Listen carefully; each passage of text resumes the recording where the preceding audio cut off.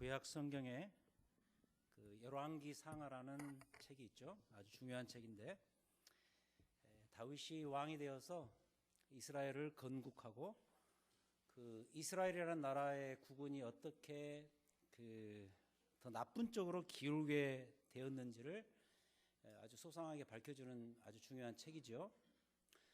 결국 그 결말은 이스라엘이 바벨론이라는 나라에 의해서 침공을 받아서 온 나라가 통째로 없어지게 되는, 소위 우리가 잘 알고 있는 바벨론 포로라고 불리는 그런 미중유의 역사로 마감됩니다.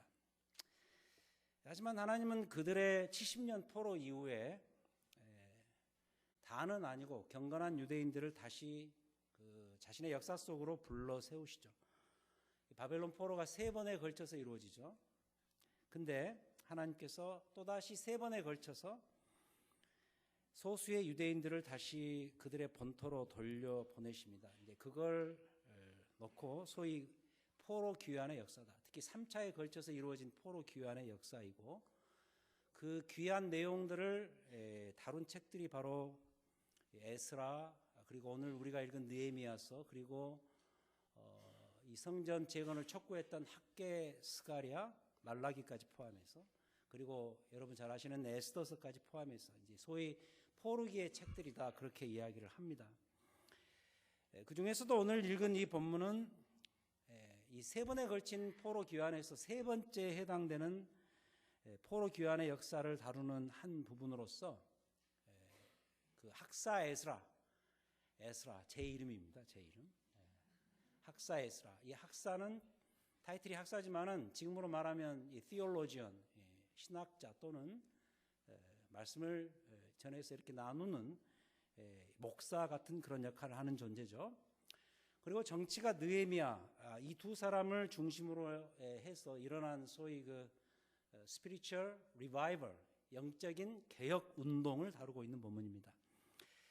그래서 오늘 이 말씀을 통해서 금년도 저희 교회 핵심가치 5개 중에서 2번째에 해당되는 신앙교육과 영적인 성장이 얼마나 중요한 것인지를, 특별히 우리의 영적 성장에 있어서 가장 핵심이 되는 하나님 말씀이 얼마나 중요한 것인지를 살펴보도록 하겠습니다. 제가 연초에 예배에 대해서 설교할 때 이런 표현을 썼습니다. 주일 예배에서 우리가 어떤 것을 나누고 어떤 것을 경험할 것인가, 이런 이제 가이드라인을 말씀드리면서 이런 표현을 썼습니다. 이 주일 예배에서 나의 한 주의 삶을 결판 내십시오, 이런 제안을 제가 했습니다. 그렇다면 나의 한 주의 삶을 이 주일 예배에서 어떻게 결판을 낼 수가 있을 것인가, 여러 가지 길이 있을 수 있겠습니다만 결판 낼 수 있는 가장 확실한 길은 소위 말씀의 역사입니다. The work of the word of God. 하나님의 말씀이 역사하는 것이죠. 우리가 미국 살면서 이게 work하냐 work하지 않느냐 이런 말을 많이 하는데, 소위 work이라는 단어가 우리가 이 신앙적인 용어로는 역사한다라는 그런 뜻이죠. 그러니까 이 말씀의 역사, 특히 여러분들이 지금 듣고 계시는 이 설교와 말씀 선포의 현장에서 소위 일이 벌어지고 영적인 사건이 마땅히 일어나야 한다는 것이죠.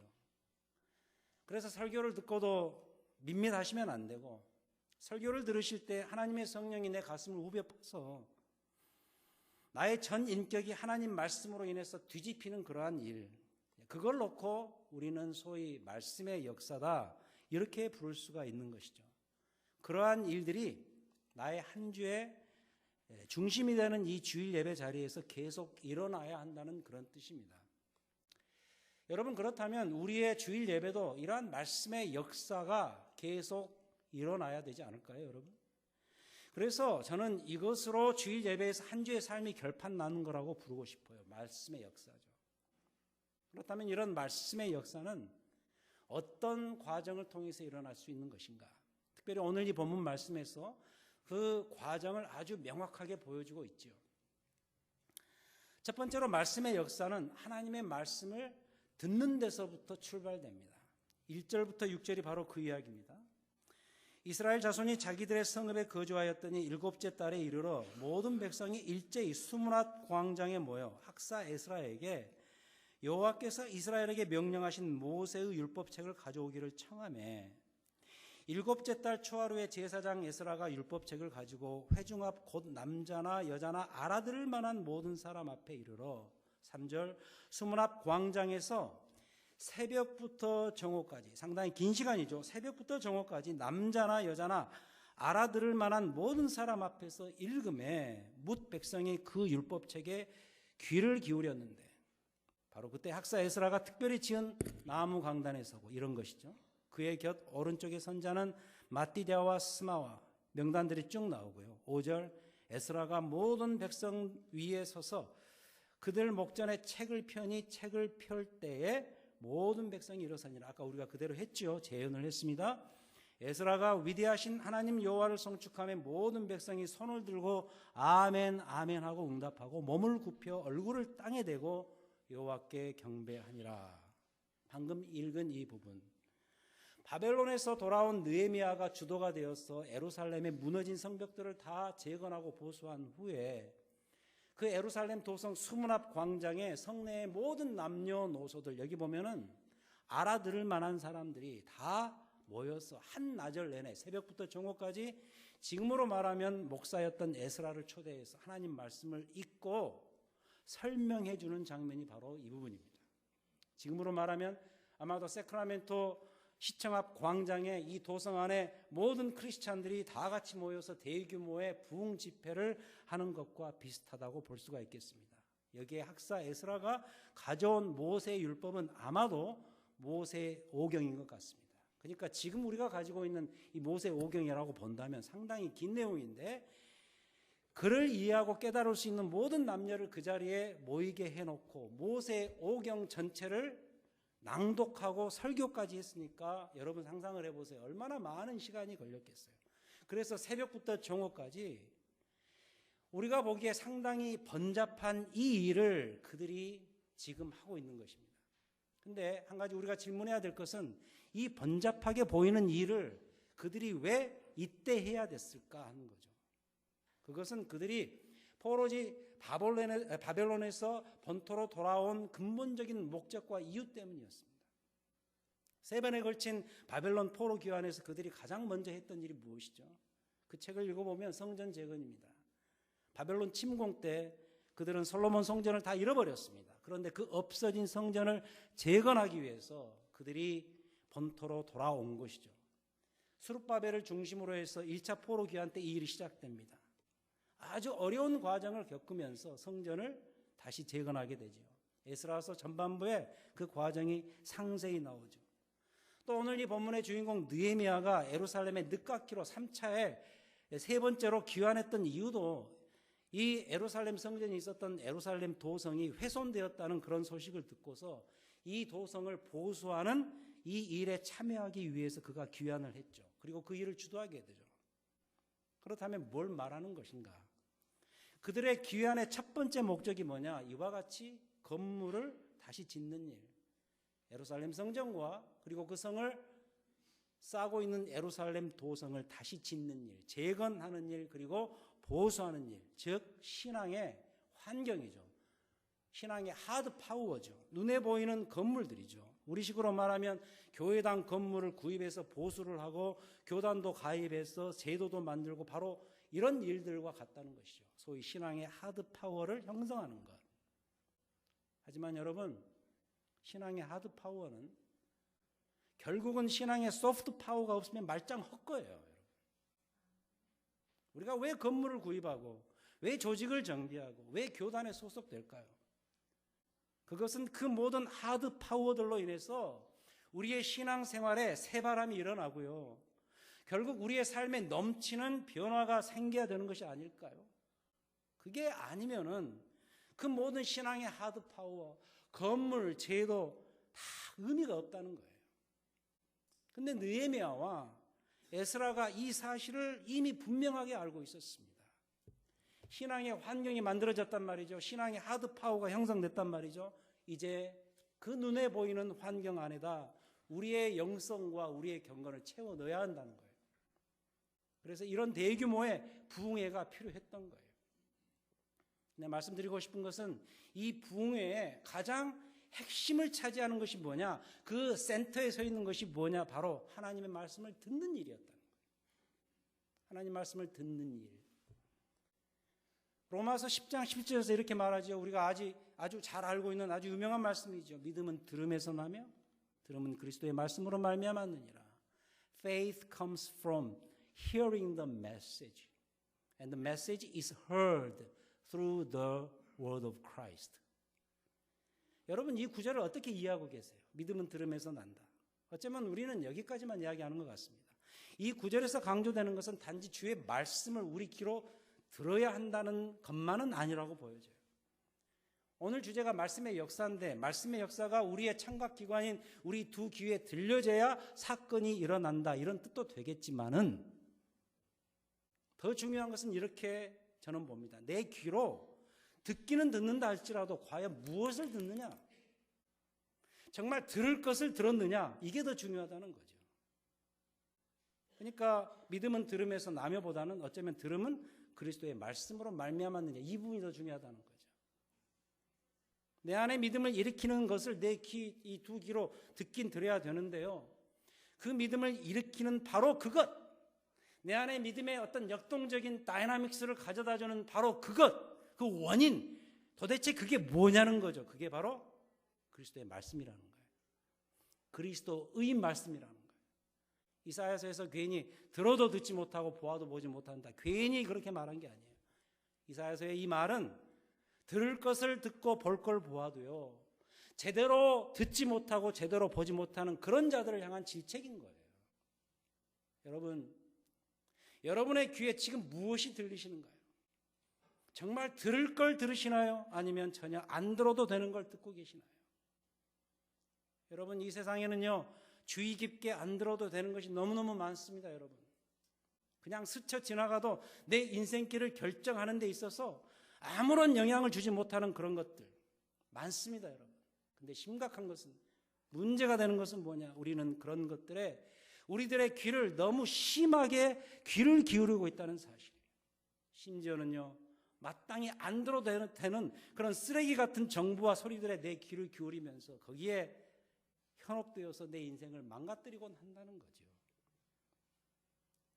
여러분, 우리에게 하나님 말씀이 왜 중요할까요? 왜 성경이 그토록 중요할까요? 그것은 성경이 우리의 인생의 유일하고도 참된 기준이기 때문이에요. 기준이 뭐예요? 내가 서 있어야 될 땅 같은 것이고 내가 기대고 있어야 될 기둥 같은 게 기준은 아니겠어요? 근데 이 성경은 뭐냐? 이렇게 정의할 수 있습니다. 우리의 삶과 내 삶과 우리의 삶과 우리 신앙의 유일하고도 최상의 기준이라는 거예요. The only and the supreme norm, 기준이라는 거예요. 근데 우리의 현실은 어떻습니까? 이 중요한 기준과 잣대가 되는 이 성경의 역할이 점점 약화되고 있습니다. 심지어 교회에서도 또 교회들의 모임인 메이저급 교단들 안에서도 우리의 삶과 우리의 신앙의 기준으로서의 성경이 점점 약화되거나 무시되고 있다는 이 현실. 여러분, 기준이 무너지면 다 무너지는 거 아니에요. 기준을 다시 우리가 세워야 돼요. 우리의 무너진 삶을, 우리의 약해져가는 신앙을 이 기준으로 말미암아 재건해야 돼요. 그 첫 번째 길이 뭐냐? 주의 말씀을 듣는 일입니다. 이 주의 말씀을 들으심으로 인해서요, 말씀의 역사가 매주 체험되는 우리의 예배들이 되기를 주의 이름으로 축원합니다. 두 번째입니다. 말씀의 역사는 어떻게 일어나느냐? 말씀을 깨닫는 데서 일어납니다. 7절부터 9절 전반부까지. 에스와와 바니와 세레비아와 아민과 악굽과 사부대와 호디야와 마세야와 그라다와 아사랴와 요사박과 하난과 플라야와 레위 사람들은 백성이 제자리에서 서 있는 동안에 그들에게 율법을 깨닫게 하였는데 하나님의 율법책을 낭독하고 그 뜻을 해석하여 백성에게 그 낭독하는 것을 다 깨닫게 하니 9절 백성이 율법의 말씀을 듣고 다 우는지라 그렇게 나와 있습니다. 여기를 보면은 그들의 집회 시간이 점점 더 길어질 수밖에 없는 일이 하나 발생합니다. 여러분, 설교가 길어지면 참 힘들죠, 그죠? 근데 여기 보니까 집회 시간이 너무너무 길어지는 거예요. 왜 그런가 봤더니 말씀을 낭독하고 낭독한 말씀을 풀어서 설명하는 이 일이 강단에 서서 설교하는 이 설교자인 에스라의 목마는 아니었던 것 같아요. 7절에 등장하는 명단의 주인공들이 누구냐? 레위인들입니다. 지금으로 말하면 교회 부목사 정도 되는 자들인데 이 사람들이 청중들이 서 있는 그 자리로 내려간 거예요. 내려가가지고요. 소급으로 흩어져서 이미 낭독한 그 말씀의 의미를 더 분명하게 해석하고 설명해 주는 일을 하는 거죠. 그러니까 일종의 소그룹 보충 수업 같은 거였어요. 에스라 목사의 설명으로 끝나는 것이 아니라 더 구체적으로 그 말씀에 대해서 풀어 설명하는 일. 어때요? 굉장히 번잡한 일이죠. 그런데도 7째 달 초하루 오전 내내 이런 번잡한 상황이 그 자리에서 계속 이어졌던 거예요.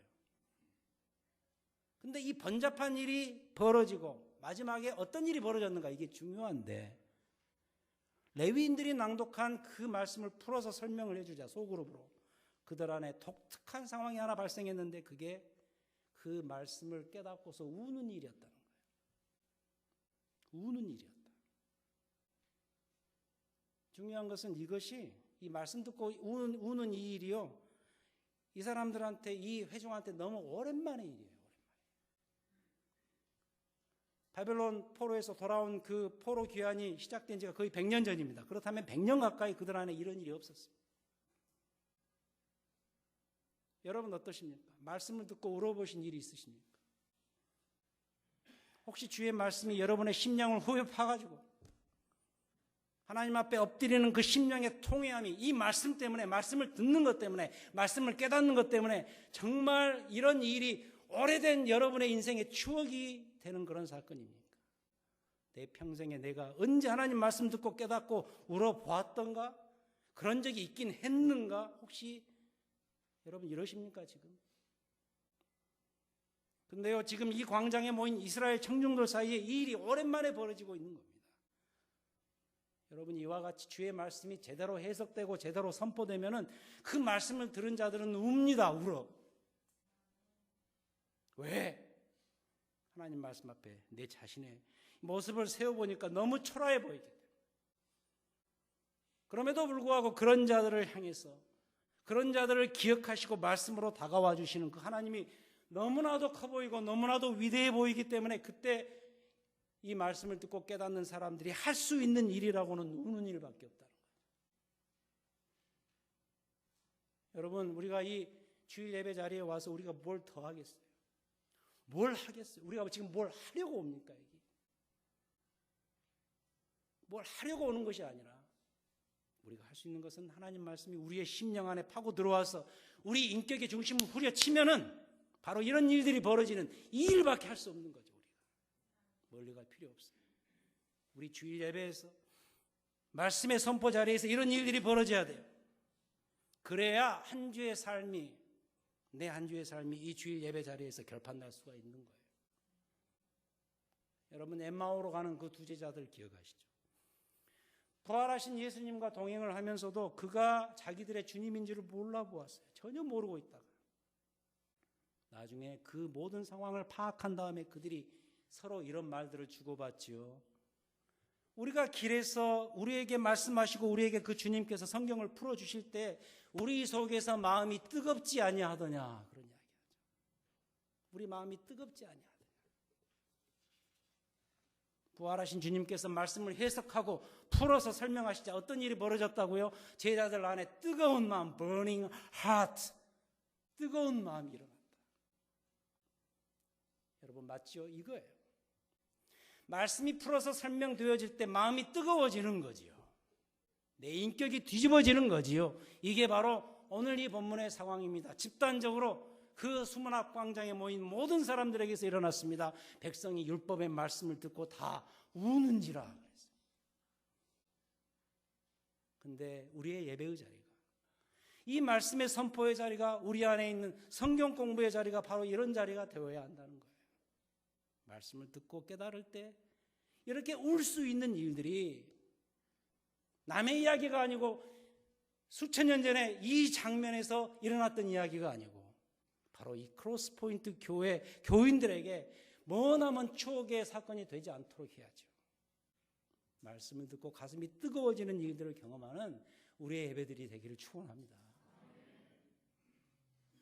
세 번째로 말씀의 역사는 기쁨에서 완성돼요. 9절 후반부 이어집니다.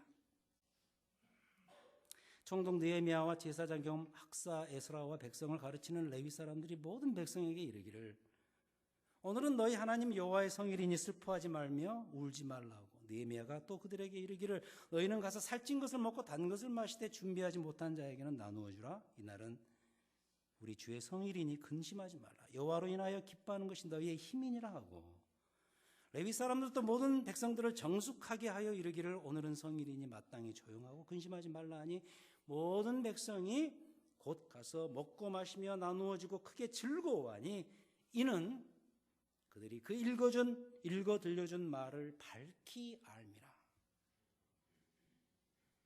자, 느헤미야가 이런 말을 하죠. 말씀 듣고 우는 일 이해가 된다마는 너무 오랜만의 일이기 때문에 이해가 된다마는 이제 우리가 우는 일을 그치자. 왜? 그 이유는 우리가 여호와로 인하여 기뻐하는 것이 우리의 삶의 진정한 힘이기 때문이다. 이렇게 말합니다. 여러분 어때요? 맞는 말 아닙니까? 우리가 조금 이따 만난 것을 먹을 거예요. 그죠? 예배 마치고 맛있는 것을 먹을 거예요. 기쁘죠? 사실 백성들이 이 말씀을 듣고 깨닫고 우는 것에 대한 올바른 해석이 바로 이거라고 저는 보여집니다. 말씀 듣고 정말 슬퍼서도 울었지만은 알고 보면 그것이 꼭 슬퍼서 운 것만은 아니었던 거죠. 그 눈물은 슬픔의 눈물만이 아니라 궁극적으로는 기쁨의 눈물이었던 거죠. 하나님의 은혜를 새롭게 발견한 기쁨의 눈물.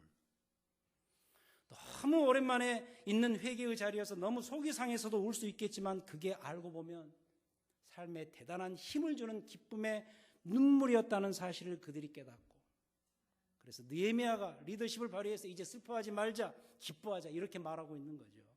그러자 그들이 맞다 기쁘다 이건 기쁜 일이다 이러면서 음식을 먹고 크게 즐거워하고 기뻐했다. 하지만 우리는 이들의 이런 기쁨의 진정한 근원이 뭔가를 다시 한번 확인해야 돼요. 여기에 대해서 오늘 본문 말씀 가장 마지막 절에서 이렇게 설명합니다. 12절 한번 같이 읽죠. 12절 시작. 모든 백성이 곧 가서 먹고 마시며 나누어 주고 크게 즐거워하니 이는 그들이 그 읽어 들려준 말을 밝히 알미라. 맞지요? 왜 눈물이 웃음으로 바뀌고 왜 슬픔이 기쁨으로 변할 수 있을까? 그 이유가 여기 분명히 설명되는데 이는 그들이 읽어 들려준 말을 밝히 알았기 때문이다. 히브리서 4장 12절 말씀 기억나시죠? 하나님의 말씀은 살았고 활력이 있어. 좌우의 날선 어떤 것보다도 예리하여서 혼과 영과 관절과 골수를 찔러 쪼개기까지 하며 곧 마음의 생각과 뜻을 감찰하나니. 이 유명한 구절은 하나님 말씀이 우리의 삶에 미치는 그 기능, 역할이 어떤 것인가를 아주 다이내믹하게 보여주는 그런 구절이죠.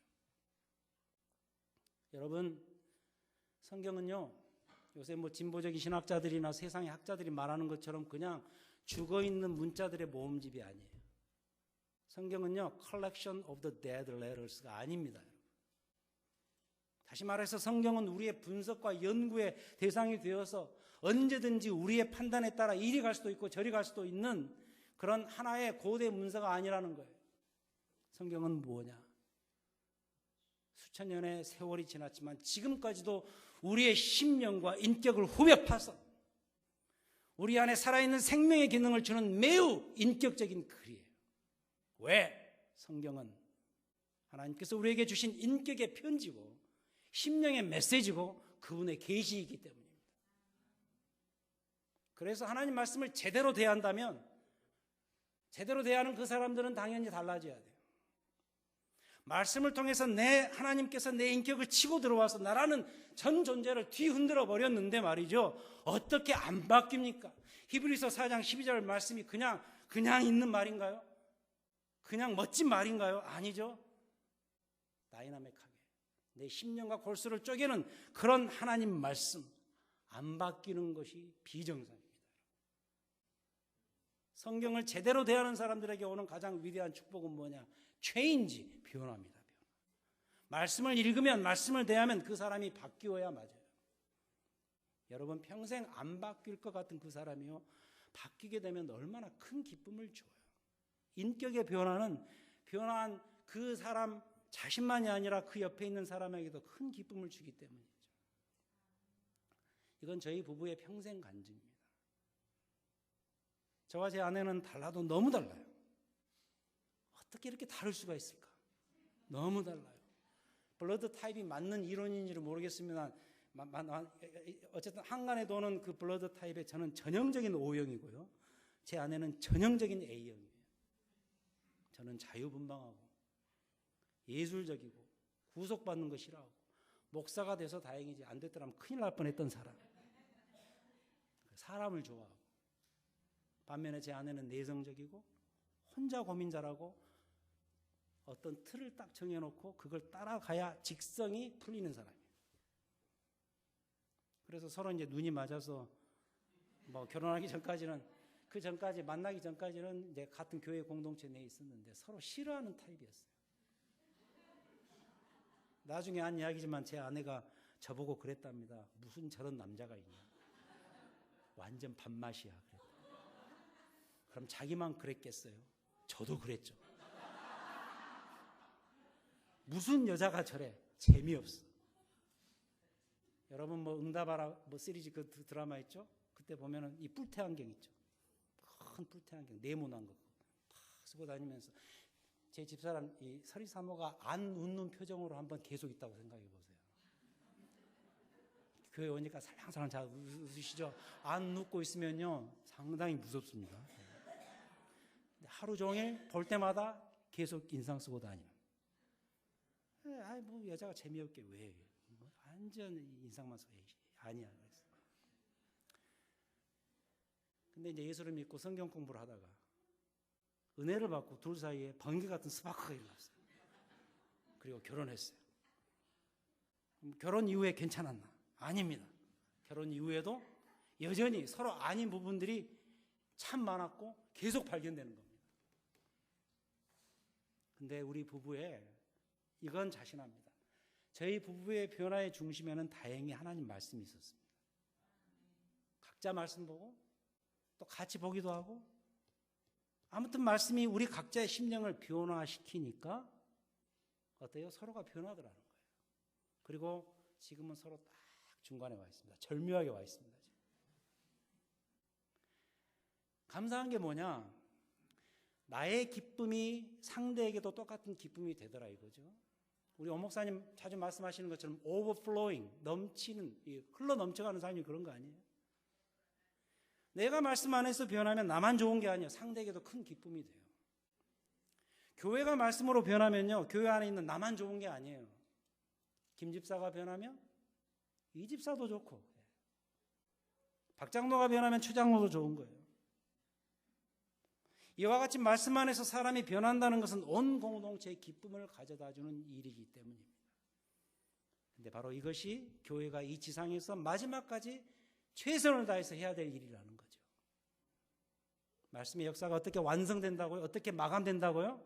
말씀에서 오는 기쁨으로 완성된다. 모든 백성이 곧 가서 먹고 마시며 나누어 주고 크게 어쨌다고요? 즐거워했다. 이는 그들이 그 읽어 들려준 말을 밝히 알았기 때문입니다. 우리의 마지막 목표. 이게 바로 우리가 매주 모여서 이렇게 예배드리고 설교 말씀을 듣는 최종 목표. 매주 선포되는 그 말씀을 듣고요. 큰 기쁨을 누리는 우리들의 예배가 되기를 축원합니다. 자, 이제 말씀을 마감하면서 오늘 설교 제목으로 가봅니다. 뭐죠? 은밀하게, 성실하게, 그리고 위대하게. 어디선가 본 제목 같지 않습니까? 가운데 성실하게 빼면은 어디서 본 것이죠. 모르시면 돼요. 상관없어요. 네. 제가 가운데다 성실하기를 하나 더 넣었습니다. 최근에 생명의 삶 큐티 본문이 뭐죠? 마태복음입니다. 마태복음 6장에서 예수님께서 우리 그리스도인들, 하나님 나라 백성들은 모든 것을 은밀하게 해야 된다. In secret. 이 이야기를 아주 많이 강조하시죠. 구제할 때, 기도할 때, 금식할 때 제발 광내지 말고, 제발 나팔 불지 말고 은밀한 가운데 보시는 하나님의 시선 앞에서 그 일들을 하라고 말씀하시죠. 그게 그리스도입니다. 이렇게 말씀하시죠. 여기에서 제가 착안한 것인데 우리도 말씀을 보고 성장할 때 그렇게 해야 된다는 거죠. 광내지 마시고 표내지 마시고 혼자 은밀하게 하나님 말씀 앞에서 자라가시기를 바라요. 아이들이 커가면서 나 오늘 또 잘 크고 있네 뭐 이러면서 크던가요? 한 주 또는 한 달 후에 보니까 신발 크기가 안 맞기 시작하고 옷 크기가 안 맞고 그러지 않나요? 조용히 은밀하게 자라죠. 나 큐티 이렇게 잘하고 있네. 나 말씀 이렇게 잘 보고 있네. 나 이 정도 성경 안 해. 이러면 금방 바리새인 되는 거예요. 교만한 바리새인이 되는 것은 순식간이에요. 이러다 보니까 어떤 때는 그 은밀하게 하는 것까지도 자랑하는 일들이 벌어져요. 이렇게 조용히 이렇게 은밀하게 잘하고 있는데 몰라줘? 이러잖아요. 말이 안 되잖아요, 여러분. 이렇게 은밀하게 하는데 왜 몰라주지? 이 교회 안 다녀. 뭐 이러는 거죠. 우리가 말씀 보고 성경을 묵상하고 설교를 듣는 것은 내 영혼이 자라기 위해서입니다. 은밀하게 그리고 꾸준하고 성실하게 말씀 보고 말씀 듣고 말씀을 묵상하셔야 돼요. 평생 하셔야 돼요. 그러다 보면 어떻게 되죠? 마지막 위대하게. 내 인생 말년에 내가 어느덧 말씀 안에서 잘 위대하게 자라있는 것을 보게 되죠. 이게 진짜 위대한 모습입니다. 내 인생의 마지막 지점을 여러분 미리 한번 포착해 보세요. 내 인생의 마지막 관에 딱 눕기 이전에 위대한 말씀의 사람으로 자라있는 그 모습. 여러분 우리 모두의 평생의 꿈이지 않겠습니까? 그러려면 지금 이 순간부터 나의 매일의 삶의 현장에서 은밀하고 그리고 성실과 꾸준함을 가지고서 시편 119편의 고백처럼 주님의 말씀은 내 발의 등이요 내 길의 빛이니이다. 내 인생의 모토로 삼고 매일매일 말씀에 정진하심으로 인해서 위대한 말씀의 사람으로 잘 자라가시는 우리 크로스포인트 교회 온 성도들이 되시기를 주의 이름으로 축원합니다. 자, 우리 다 같이 일어서셔서 200장 찬송 먼저 부르고요. 우리 기도하고 마치도록 하겠습니다. 200장 찬송. 오늘 말씀을 묵상하시면서 우리의 고백으로 삼으실 수 있기를 바랍니다.